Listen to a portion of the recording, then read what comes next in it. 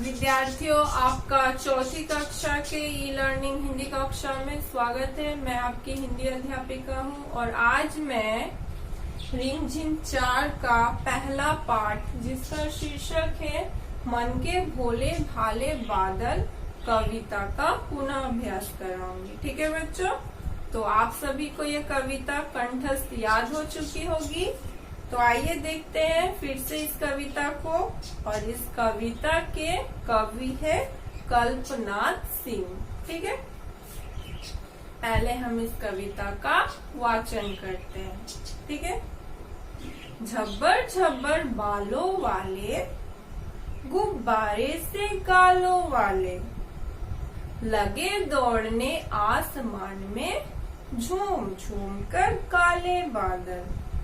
कुछ जोकर से तोंद फुलाए, कुछ हाथी से सूंड उठाए, कुछ ऊंटों से कुबड़ वाले, कुछ परियों से पंख लगाए। आपस में टकराते रह शेरों से मतवाले बादल।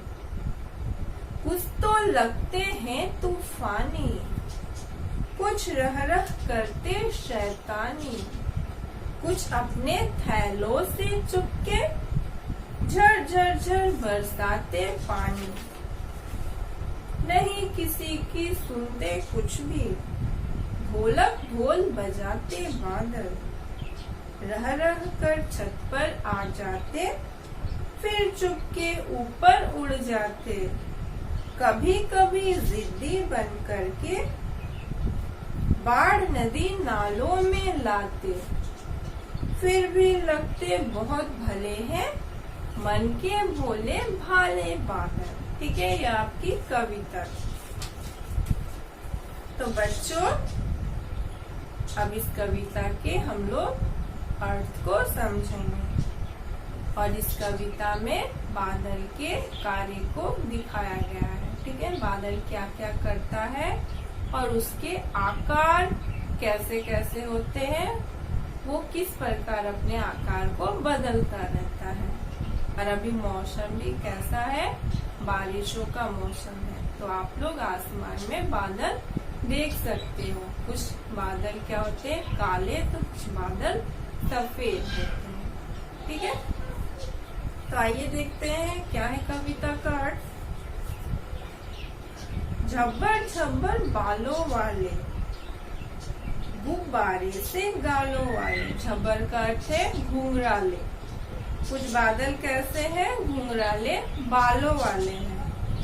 और कुछ बादल कैसे हैं, गुब्बारे की तरह है। ठीक है, जैसे गुब्बारे फूले रहते हैं, वैसे ही फूले फूले बादल भी रहते हैं। ठीक है, लगे दौड़ने आसमान में, झूम झूम कर काले बादल। ठीक है, आसमान में बादल दौड़ते हैं और मस्ती में झूमते रहते हैं। ठीक है, कुछ जोकर से तोंद फुलाए। कुछ बादल जोकर की तरह तोंद फुलाए हुए रहते हैं। कुछ हाथी से सूंड उठाए, और कुछ बादल हाथी की तरह सूंड को उठाए हुए रहते हैं। ठीक है, ये उनके आकार है। कुछ ऊंटों से कुबड़ वाले।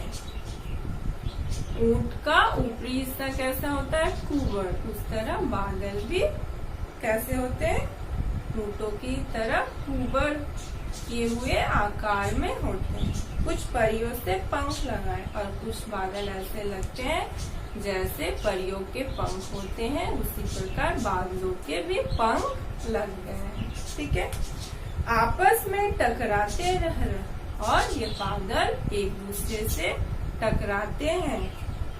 शेरों से मतवाले बादल, और शेरों की तरह यह बादल क्या होते हैं, मतवाले होते हैं। कुछ तो लगते हैं तूफानी, कुछ बादल तूफानी लगते हैं। कुछ रह करते शैतानी, जिस प्रकार बच्चे शैतानी करते हैं, उसी प्रकार बादल भी शैतानी करते हैं। कुछ अपने थैलों से चुपके। कुछ बादल क्या करते हैं, थैला मीन्स क्या बताया था, थैलाकार्ड बैग, उसके पास एक बड़ा सा बैग होता है जिसकी मदद से वो पानी बरसाता है। ठीक है, अब आइए उसके बाद, नहीं किसी की सुनते कुछ भी, बादल किसी की भी नहीं सुनते हैं, ढोलक ढोल बजाते बादल। क्या होता है, बारिश होने से पहले बादल गरजते हैं। ठीक है, उसका अर्थ भी यहाँ ढोलक ढोल का अर्थ है गरजना। रह रह कर छत पर आ जाते, क्या होता है, कभी कभी बादल छत पर आ जाते हैं, फिर चुपके ऊपर उड़ जाते हैं। कभी कभी हमें ऐसा लगता है बारिश आने वाली है और बादल घिर आते हैं, लेकिन कभी कभी बादल बिना बारिश किए हुए ही गायब हो जाते हैं। ठीक है,